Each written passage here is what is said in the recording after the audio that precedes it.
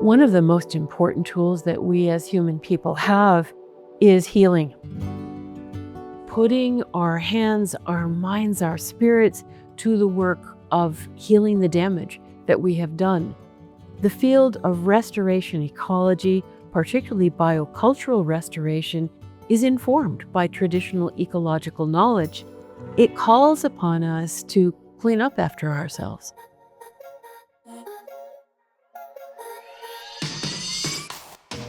That is an excerpt from an interview with 2022 MacArthur Fellow Robin Wall Kimmerer, who is a plant ecologist, educator, and writer articulating an alternative vision of environmental stewardship informed by scientific and Indigenous knowledge.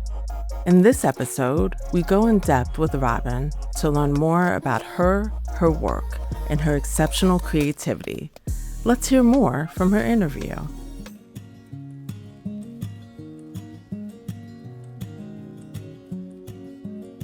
Although I'm trained as a scientist, I am coming to understand that the greatest influence I can have is as a storyteller and as a writer. In the Western framing of our relationship with the living world, we're framed as just takers, as just consumers. But the Indigenous worldview reminds us that we have responsibilities, that we can be givers as well. So this combination of science and Indigenous storytelling creates an invitation to people to give their gifts back on behalf of the land.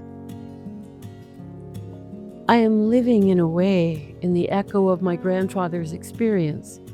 As a young child who was taken from his family on our reservation in Oklahoma to the Carlisle Indian School, where the mission was erasure of our knowledge. It is a profound responsibility and privilege for me to be part of the restoration of that knowledge. Traditional Ecological Knowledge, or TEK, is a way of knowing and a whole body of knowledge about the living world, about the ecological relationships with our more than human relatives. And it's also about how it is that we live in the world in balance with our relatives. When you understand the world as your relative, you're going to be just and fair. You're going to be compassionate, and you're going to share. So the whole worldview of thinking about the world as full of relatives, not a warehouse of commodities or resources, is, I think, a very sophisticated tool for counteracting the quite natural impulse to take too much. Truthfully, the crises that we face have been propelled by human consumption, haven't they? But there is within Indigenous knowledge a whole philosophy and sophisticated practice that governs how we take from the earth, and it's called the honorable harvest. It doesn't say don't take, we have to take. None of us can photosynthesize.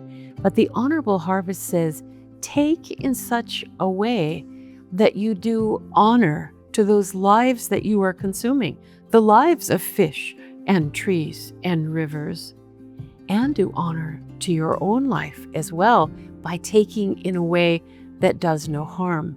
The honorable harvest is full of prescriptions of take only what you need, don't waste what you have. Be thankful and always reciprocate the gift. Always give back in return for what you have taken. And in that way, the land will last forever. Some of my Haudenosaunee elders have said that instead of writing a Bill of Rights, we should have written a Bill of Responsibilities that say to us that we are here with gifts to share with the earth.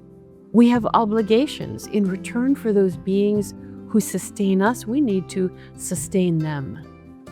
One of the most important tools that we as human people have is healing. putting our hands, our minds, our spirits to the work of healing the damage that we have done. The field of restoration ecology, particularly biocultural restoration, is informed by traditional ecological knowledge. It calls upon us to clean up after ourselves. That is science in service to reciprocity. But it's not only the land that has been broken, it's our relationship to land that has been broken as well. And so our work in restoration is as much to restore our relationship as it is to restore the land. Sometimes people think that what I'm talking about is promoting Indigenous science over Western science. But what I'm really working toward is a relationship between them so we can bring those two streams of knowledge together for far deeper and richer understanding. One of the important differences between Western science and traditional ecological knowledge is that in Western science, we specifically uncouple knowledge and information from values, whereas in traditional ecological knowledge, values and ethics inform the science that we're doing, this deeply empirical, sophisticated earth science of traditional ecological knowledge. And in a time of climate crisis and biodiversity loss, we need that intersection between values and knowledge.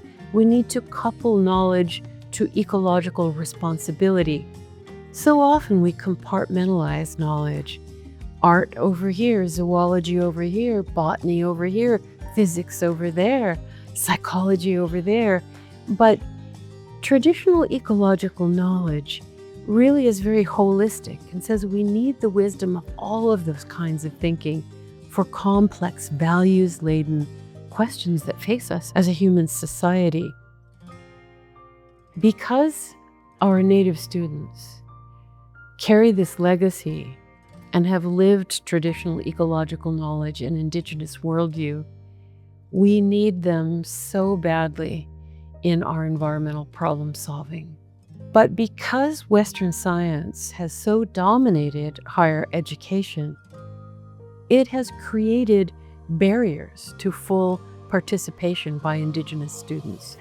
So beginning to indigenize the academy makes it more welcoming to Indigenous students and allows them to bring their gifts to doing science.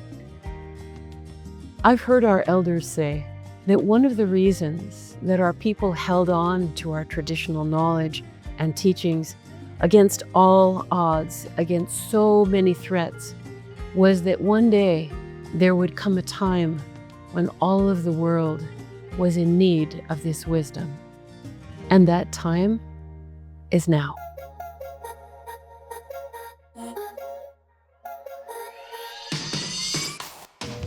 In addition to her writing and storytelling, Robin Wall Kimmerer is a distinguished teaching professor and director of the Center for Native Peoples and the Environment at the State University of New York College of Environmental Science and Forestry. She's a co-founder of the Traditional Ecological Knowledge section of the Ecological Society of America and is an enrolled member of the Citizen Potawatomi Nation. She's initiating an activist campaign called Plant Baby Plant to catalyze a grassroots movement for nature-based climate action. The MacArthur Fellows program identifies and supports extraordinarily creative individuals with a track record of excellence who demonstrate the ability to impact society in significant and beneficial ways through their pioneering work. To learn more, visit us at macfound.org.